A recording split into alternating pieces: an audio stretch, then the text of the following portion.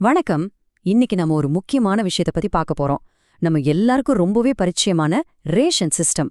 இதுல இப்போ ஒரு பெரிய டிஜிட்டல் புரட்சி வரப்போகுது. குறிப்பா ஸ்மார்ட் ரேஷன் கார்டுகள் சம்பந்தமா வந்திருக்கிற இந்த அறிவிப்பை பத்தி தான் நம்ம இன்னைக்கு டீடைலா அலச போறோம்.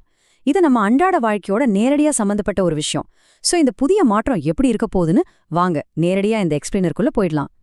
சரி, இந்த விளக்க தொகுப்புல நாம எதெல்லாம் கவர் பண்ண போறோம்னா, தற்போதைய ரேஷன் முறை எப்படி இருக்கு, ஏன் இந்த சிஸ்டத்தை மாத்தணும், புதுசா வரப்போற ரூபி டிஜிட்டல் தீர்வுனா என்ன, உங்க கைக்கு வரப்போற வவுச்சர்கள் எப்படி வேலை செய்யும், அப்புறம் இதனால உங்களுக்கு கிடைக்க போற பலன் என்ன, இதையெல்லாம் தான் ஒன் பை ஒன்னா பார்க்க போறோம். ஓகே, விஷயம் தமிழ்நாட்டுல இப்போதைக்கு நம்ம ரேஷன் சிஸ்டம் எப்படி இருக்குன்னு ஒரு குயிக் லுக் விட்டுருவோம். உங்களுக்கே தெரியும், நம்ம ஊர்ல பொருளாதார நிலைமைக்கு ஏத்த மாதிரி மொத்தம் 5 வகையான ரேஷன் கார்டுகள் இருக்கு.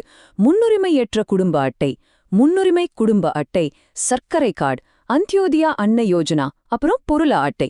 இந்த கார்டுகளை வச்சுதான் அரிசி, கோதுமை, சர்க்கரை, பாமாயில், துவரம்பருப்பு மாதிரியான அத்தியாவசிய பொருட்களை நாம ரேஷன் கடைகள்ல வாங்கிக்கிட்டு இருக்கோம், ரைட்? இது நம்ம எல்லாருக்கும் தெரிஞ்ச ஒரு சாதாரண நடைமுறை தான். இப்போ 2வது பாயிண்ட்க்கு வருவோம்.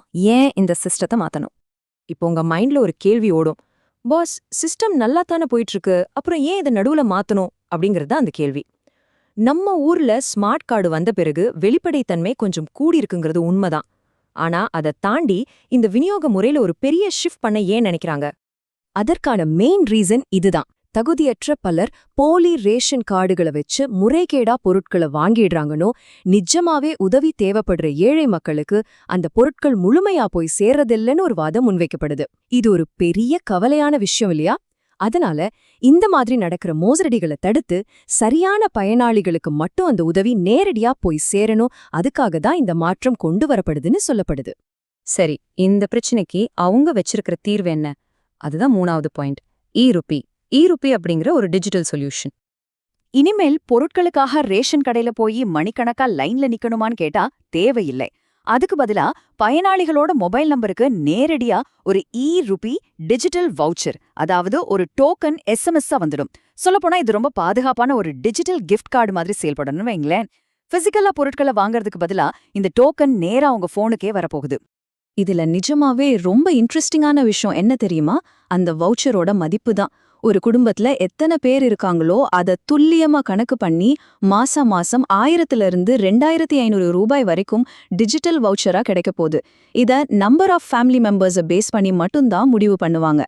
ஓகே, 4வது பாயிண்ட். இந்த வவுச்சர்களை வச்சுக்கிட்டு நாம என்ன பண்றது? இது எப்படி வேலை செய்யும்? இது ரொம்ப சிம்பிள். ஃபர்ஸ்ட் ஸ்டெப், உங்க மொபைலுக்கு டிஜிட்டல் டோக்கன் SMS வந்துடும். செகண்ட் ஸ்டெப், அதை எடுத்துக்கிட்டு நீங்க வழக்கம் போல ரேஷன் கடையிலயோ அல்லது வெளியில உங்களுக்கு பிடிச்ச எந்த மளிகை கடையிலயோ போய் பொருட்களை வாங்கிக்கலாம். அதுவும் வேண்டாம், எனக்கு அந்த உணவுப் பொருட்களே தேவையில்லைன்னு நீங்க நினைச்சா தேர்ட் ஸ்டெப் இருக்கு. அந்த வவுச்சரை அப்படியே பணமா மாத்தி உங்க பேங்க் அக்கவுண்ட்லயே நீங்க நேரடியா வரவு வச்சுக்கலாம். எவ்வளவு பெரிய வசதி பாத்தீங்களா? ஃபைனலா 5வது பாயிண்ட். இதனால ஒரு சாதாரண மக்களா உங்களுக்கு என்ன பலன் கிடைக்க போகுது? இந்த பாலிசியோட மைய கருத்தே இதுதாங்க. அதாவது உங்களுக்கான முடிவை நீங்களே எடுக்கிற முழு சுதந்திரம். பழைய முறையை யோசிச்சு பாருங்களேன். நம்ம ஒரு குறிப்பிட்ட ரேஷன் கடைக்கு தான் போகணும், அங்க கொடுக்குற பொருட்களை மட்டும்தான் வாங்கணும். ஆனா இந்த புது வழியில டிஜிட்டல் வவுச்சர் மூலமா உங்களுக்கு ஏகப்பட்ட சாய்ஸ் இருக்கு. உங்களுக்கு வேணுங்கிறத எந்த கடையில வேணும்னாலும் வாங்கலாம், இல்லைன்னா பணமா எடுத்துக்கலாம். ஒரு குறிப்பிட்ட இடத்தையே சார்ந்து இருக்கணுங்கிற நிலைமை மாறி உங்களுக்கான முழு சுதந்திரமும் உங்களோட நிதி கட்டுப்பாடும் உங்க கைக்கே வரப்போகுது. இந்த வருஷ இறுதிக்குள்ள இந்தியா முழுக்க இந்த திட்டத்தை அமல்படுத்த ரொம்ப தீவிரமா இருக்காங்க. அப்போ ஒரு பெரிய கேள்வி வருது.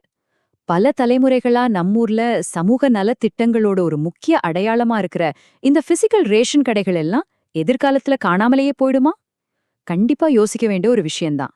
இந்த டிஜிட்டல் புரட்சி நம்ம சமூகத்துல எந்த அளவுக்கு ஒரு தாக்கத்தை ஏற்படுத்த போகுதுன்னு நம்ம பொறுத்திருந்து தான் பார்க்கணும். சரி, இந்த எக்ஸ்பிளைனரை இதோட முடிச்சுக்கலாம். மீண்டும் ஒரு நல்ல தலைப்போட உங்களை சந்திக்கிறேன்.